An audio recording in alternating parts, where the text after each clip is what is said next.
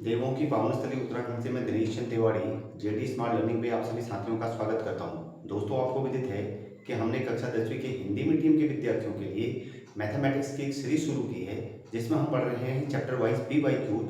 और उसी कड़ी में हम अपना चैप्टर पढ़ रहे हैं वृत्तों से संबंधित क्षेत्रफल। और इसमें भी हमने अपनी पिछली वीडियोज में बोर्ड के द्वारा पूछे गए कुछ सवालों को बना लिया था। आज हम देखेंगे कि बोर्ड हमें किस रूप में सवालों को पूछता है। तो आइए शुरू करें पहले क्वेश्चन से। पहला क्वेश्चन यह कहता है, त्रिज्या 4 सेंटीमीटर वाले एक वृत्त के त्रिज्य खंड का क्षेत्रफल ज्ञात कीजिए जिसका कोण 60 अंश का है। संगत दीर्घ त्रिज्य खंड का क्षेत्रफल भी ज्ञात कीजिए।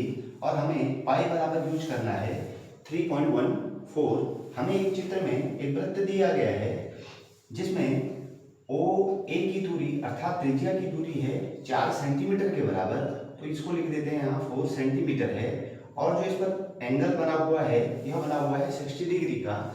और पूछा गया है कि त्रिज्य खंड का क्षेत्रफल, तो त्रिज्य खंड है ओ ए बी और पी, इसका क्षेत्रफल, साथ ही इस पूरे दीर्घ त्रिज्य खंड का क्षेत्रफल भी ज्ञात करना है। तो हल कर लेते हैं सवाल को। सबसे पहले हम दी गई जानकारी को नोट डाउन करेंगे।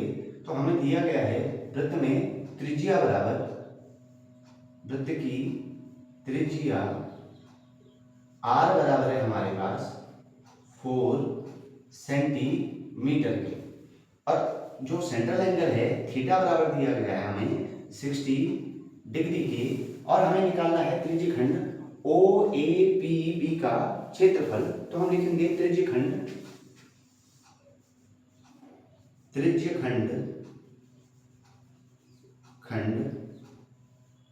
ओ ए पी बी का क्षेत्रफल। अब आप जानते हैं कि त्रिज्य खंड का क्षेत्रफल बराबर होता है थीटा बाई 360 इंटू वृत्त का क्षेत्रफल अर्थात पाई आर स्क्वायर। इसी फॉर्मूले का हम यूज करेंगे और हम यहाँ लिखेंगे थीटा की वैल्यू हमारे पास है 60 डिग्री, तो हम यूज करेंगे 60 degree divide by 360 degree into 2 की जगह 2 रखेंगे और पाई की जगह उन्होंने पुट करने के लिए बोला 3.14, तो हमने पुट कर लिया 3.14 और इंटू आर। थोड़ा सा जगह स्पेस है, इसको यहाँ लेते हैं नीचे, यहाँ लिख लेते हैं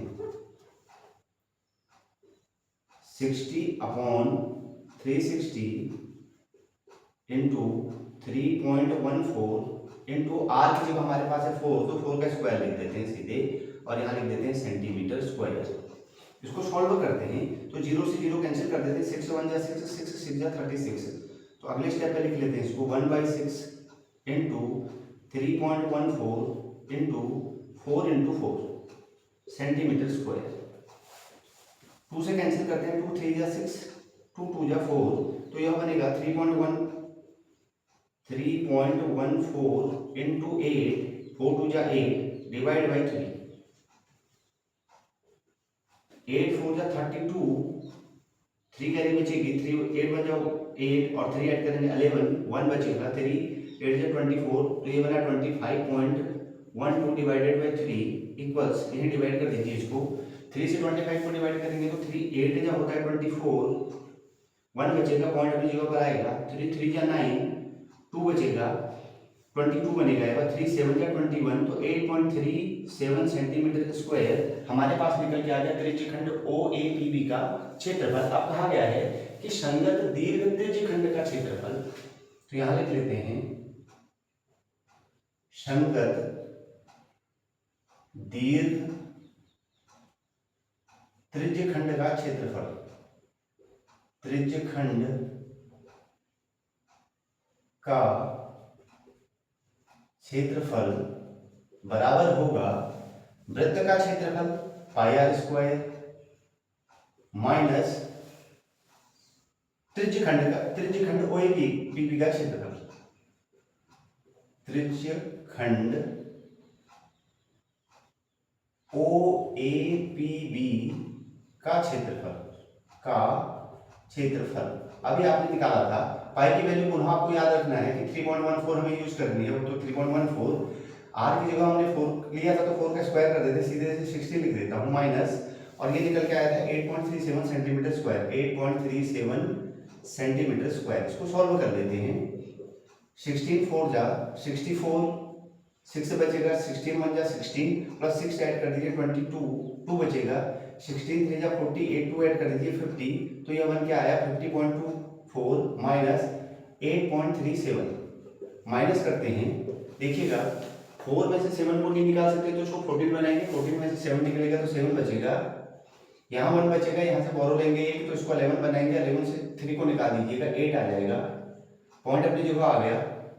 9 में से 8 को निकालेंगे 1 आ जाएगा, और यहाँ पर 4 बचा है तो 41.87 सेंटीमीटर स्क्वायर हमारे संगत दीर्घ त्रिज्य खंड का क्षेत्रफल निकल के आया है। ध्यान रखिएगा, जब भी इस तरीके का सवाल हो, क्षेत्रफल की बात करें तो वृत्त का क्षेत्रफल यूज कीजिएगा, और यदि परिमाप या परिधि की बात करें तो वृत्त की परिधि यूज कीजिएगा। चलिए अगले सवाल की तरफ चलें। दी गई आकृति में छायांकित भाग का क्षेत्रफल ज्ञात कीजिए जहां केंद्र O वाले दो समकेंद्री वृत्तों की त्रिज्याएं क्रमशः 2 सेंटीमीटर और 5 सेंटीमीटर हैं। 2023 का सवाल है। ध्यान से रखिएगा, दी गई आकृति में, ये दी गई आकृति है जहां दो समकेंद्री वृत्तों की त्रिज्याएं दी गई हैं। समकेंद्री वृत्त वे वृत्त होते हैं जिनका केंद्र एक ही होता है, तो दोनों वृत्तों का केंद्र O है। कहा गया है कि यह जो डॉट डॉट एरिया है, छायांकित भाग है, इसका क्षेत्रफल निकालिए। तो क्षेत्रफल निकालने के लिए हम यह कहेंगे कि छायांकित भाग का क्षेत्रफल बराबर होगा यही त्रिज्य खंड का, जैसे हमने त्रिज्य खंड का ही क्षेत्रफल यूज करेंगे क्योंकि त्रिज्य खंड ही बन के आया है। तो त्रिज्य खंड में दो त्रिज्याएं हैं, तो पहले त्रिज्य खंड का क्षेत्रफल यानी θ/360 पाई r1 लिख देंगे और माइनस कर देंगे θ/360 पाई r2, क्योंकि दो त्रिज्याएं हैं। तो दी गई जानकारी को हल कर देते हैं, और हल में हमें जो दिया गया है, पहले वृत्त की त्रिज्या को मैं r1 मान के चल रहा हूं, तो मैं लिख रहा हूं कि r1 बराबर है आपके पास 5 सेंटीमीटर, और दूसरे वृत्त की त्रिज्या को मैं रिप्रेजेंट कर रहा हूं r2 से, तो r2 बराबर है 2 सेंटीमीटर, और दोनों के लिए सेंट्रल एंगल थीटा बराबर है 60 डिग्री, तो 60 डिग्री यूज कर देता हूं। अब जो उन्होंने कहा कि छायांकित भाग का क्षेत्रफल, तो यहां लिख देता हूं छायांकित भाग का क्षेत्रफल, बराबर हो जाएगा त्रिज्य खंड, यानी जो बड़ा वाला त्रिज्य खंड है, जिसे आप कह सकते हैं कि ओ ए, यहां बी लिख देता हूं, बी और बी का क्षेत्रफल माइनस ओ ई डी का क्षेत्रफल। तो सीधे लिख रहा हूं मैं यहां θ/360 पाई r1 स्क्वायर माइनस θ/360 पाई r2 स्क्वायर। ध्यान रखिएगा, मैंने पुनः आपसे रिपीट करवा रहा हूं कि मैंने r1 और r2 यहाँ दो अलग अलग वृत्तों की त्रिज्याएं हैं तो वो ले रखी हैं, तो हम θ/360 पाई दोनों जगह है तो इसको कॉमन कर लेते हैं। यहाँ लिख देते हैं θ/360 इंटू पाई ब्रैकेट लेके r1 माइनस r1 का होल स्क्वायर, नहीं सॉरी r1 माइनस r2 का स्क्वायर, ऐसा कर देते हैं। चलिए, तो θ/360 की वैल्यू रखेंगे, थीटा की वैल्यू हमें दे रखी है 60 डिग्री, तो हम यहाँ पर हमें जो नोट डाउन है अपना 60 लिख लेंगे, 60 डिग्री अपॉन 360 डिग्री, पाई की वैल्यू हमें पुट करनी है, कोई वैल्यू नहीं तो 22/7 पुट करिए, 22/7, यहाँ लिखिएगा 5 का स्क्वायर माइनस 2 का स्क्वायर, इसको पुनः सॉल्व कर दीजिए, तो 60 से 0 कैंसिल कराओ, 6 1 जा 6, 6 जा 36, तो यह लिखा जाएगा 1/6 इंटू 22/7 इंटू 25 का स्क्वायर, नहीं 5 का स्क्वायर 25, तो 25 माइनस 2 का स्क्वायर 4, पुनः सॉल्व करें तो लिखेंगे 1/6 इंटू 22/7 इंटू 25 में से 4 निकाल दीजिए, 21 निकल के आएगा, तो 7 3 जा होता है 21, और 3 से कैंसिल करेंगे 6 को, 3 2 जा 6, 2 से 22 को डिवाइड कर दीजिए, तो यह निकल के आ गया 11 सेंटीमीटर। यह आपके पास 11 सेंटीमीटर स्क्वायर, यह आ गया आपके पास छायांकित भाग का क्षेत्रफल। थोड़ा 11 को सुंदर लिख देता हूं, ध्यान रखिएगा दोस्तों, यह आ गया 11 सेंटीमीटर स्क्वायर। नेक्स्ट सवाल की तरफ चलते हैं। एक घड़ी की घंटे की सुई 6 सेंटीमीटर लंबी है, इस सुई द्वारा 7:20 AM से 7:55 AM के बीच रचित कोण ज्ञात कीजिएगा। 2023 में पूछा गया सवाल है, एक घड़ी की घंटे की सुई 6 सेंटीमीटर लंबी है, इस सुई द्वारा हल करें। सबसे पहले आप देखिएगा समय, तो आपके पास समय क्या आ रहा है, क्योंकि यहाँ थीटा निकाल के लाना है, अर्थात हमें एंगल फाइंड करना है। तो टाइम देखते हैं कि 7:20 से समय है हमारे पास 7:55। तो कुल मिनट देखिएगा, इस 55 मिनट में से इस 20 मिनट को माइनस करें तो यह मिनट आपके पास आएंगे 35 मिनट। अब कहा गया है कि घंटे की सुई, तो सर्वप्रथम क्या करेंगे कि 35 मिनट को घंटे में बदल देंगे। तो यहां लिखेंगे 35 मिनट बराबर 35/60 घंटे। आप जानते हैं कि एक घंटे में 60 मिनट होते हैं, ये हमने कन्वर्ट कर दिया। अब आपको दूसरी बात याद रखनी है कि जब भी कोई घंटे की सुई किसी घड़ी पे घूमेगी, ध्यान से समझिएगा, तो ये 12 है, यहां से हम शुरू करें और लास्ट में पुनः वापस 12 पे आ जाए तो 12 घंटे कंप्लीट हो गए। तो अर्थात कुल मिला के यह घड़ी 12 घंटे में 360 डिग्री का कोण अंतरित करती है। यहां लिख रहा हूं मैं 12 घंटे में अंतरित कोण बराबर होता है 360 अंश के। क्लियर हो गया। तब एक घंटे में, पहले 1 घंटे का निकालेंगे, 1 घंटे में अंतरित कोण होगा 360 डिग्री अपॉन 12, अर्थात 12 3 36, तो 30 डिग्री का कोण 1 घंटे में अंतरित करेगी। अब सोचें कि 36/60 घंटे में कितना करेगी, तो 30/36 घंटे में लिखेंगे 35 मिनट, 36 नहीं, यहाँ पे रॉन्ग हुआ है, 35/60 और इंटू यहाँ कर देंगे 30 डिग्री। तो 30 से 60 वाला पोर्शन कैंसिल हो जाएगा, 2 टाइम आ जाएगा, तो यहाँ अंतरित कोण होगा 35/2 डिग्री के बराबर, या इसको आप लिख सकते हैं 17.5 डिग्री। 2 से इसको डिवाइड कर दीजिएगा तो यह निकल के आएगा। ध्यान में रखिएगा दोस्तों, जब भी घंटे वाली बात करेगा तो सबसे पहले जो भी आपके पास समय आएगा उसको घंटे में बदलिए और उसके बाद 1 घंटे का निकालिए और फिर आगे उसको सॉल्व कर दीजिए। अब चलते हैं अगले सवाल पे। क्वेश्चन नंबर 4, एक घड़ी की मिनट की सुई 84 सेंटीमीटर लंबी है। ध्यान से समझिएगा, प्रातः 10:25 तक सुई की नोक द्वारा तय की गई दूरी, यहाँ दूरी पूछ रहा है। अर्थात अगर हम ये समझें कि यह हमारे पास घड़ी है, ये 10 बजा है, तो ये कहेंगे 10:10 से 10:25 के बीच में जो दूरी तय की गई है, अर्थात इस डिस्टेंस को निकालने की बात कर रहा है।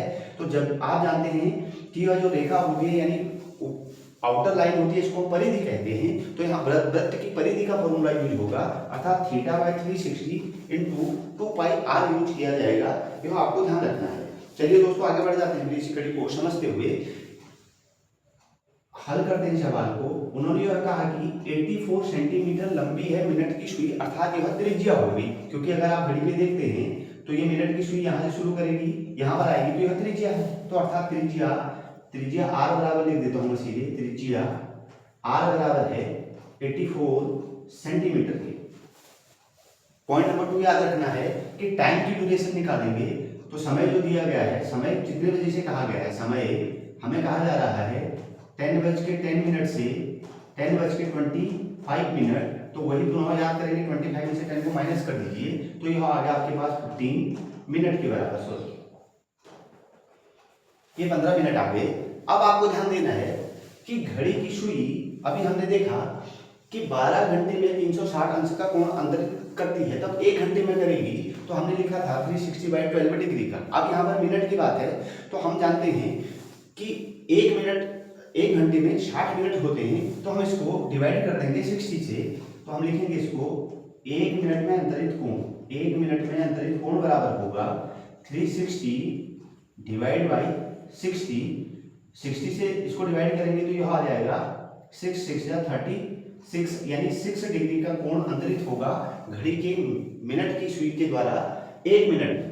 तो 1 मिनट में वो 6 अंश का कोण बनाती है, तो 15 मिनट में कितने अंश का कोण बनाएगी, आप लिखेंगे 15 × 6 बराबर, यह आगे 90 अंश का कोण बनाएगी। 15 मिनट में, अर्थात थीटा की वैल्यू अब आपके पास आ गई है। अब यहाँ जगह नहीं है तो यहाँ यूज कर रहा हूँ।